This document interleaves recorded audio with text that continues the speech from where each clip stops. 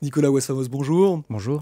Alors vous êtes le tout nouveau, ou plus exactement le tout premier, chargé de communication de la DGSE. C'est un titre en soi assez étrange, puisque la Direction Générale de la Sécurité Extérieure est un service de renseignement par nature plutôt secret, et qui jusqu'à présent avait tendance à fuir l'exposition médiatique.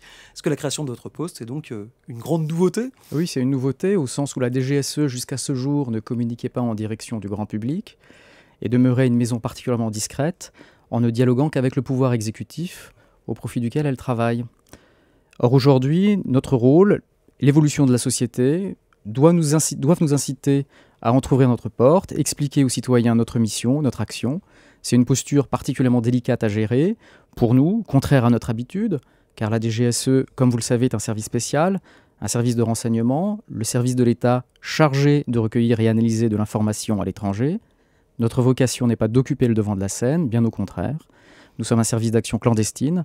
Nous avons donc pour devoir de rester particulièrement discret. Alors justement, si vous préférez la discrétion, pourquoi finalement ne pas rester dans l'ombre?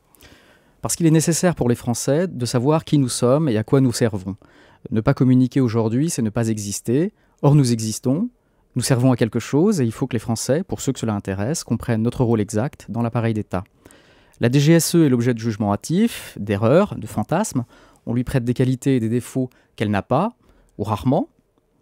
Il s'agit donc de corriger cette image afin qu'elle se rapproche un peu plus de la réalité. C'est ça, donc vous allez être un petit peu une figure de la DGSE, mais vous ne serez pas un porte-parole qui serait chargé de réagir à tous les soubresauts de l'actualité. Non, non, pas du tout. Mon rôle, c'est effectivement d'être chargé de communication, pas de commenter l'actualité au quotidien.